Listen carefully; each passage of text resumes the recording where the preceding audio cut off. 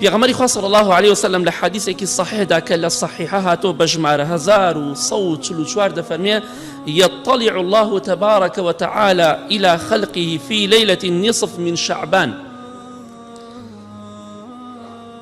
خوای گەورە لە شەوی 15 شعباندا شەوی بەرات 15 ڕۆژ پێش ڕەمەزان ئالەو شەوەدا خوای گەورە دێتە خوارەوە بۆ ئاسمانی دنیا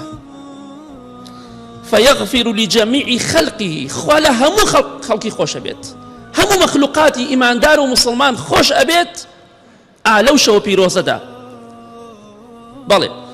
إلا لمشرك أو مشاحن سبحان الله أوش بهمان شيء أو مشرك بي وشريك بو خواب الريار بدا أو الرقوكشين لدل بي عفواتي خو هم شمولي ناكت أو بغزاوي بيت كواتب راي بخوش ويستم عقاما لخومان بيت ندو شمان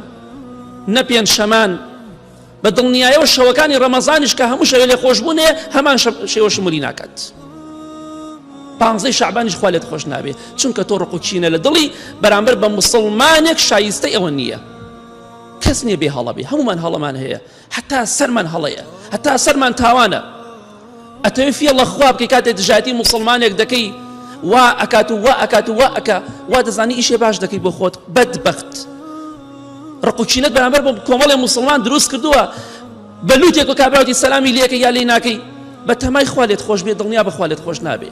أو حديث في غمر إخوة صلى الله عليه وسلم إخوة لو كسانا خوش نابي بويا لروايتك صحيح دا فرمية ويدع أهل الحقد بحقدهم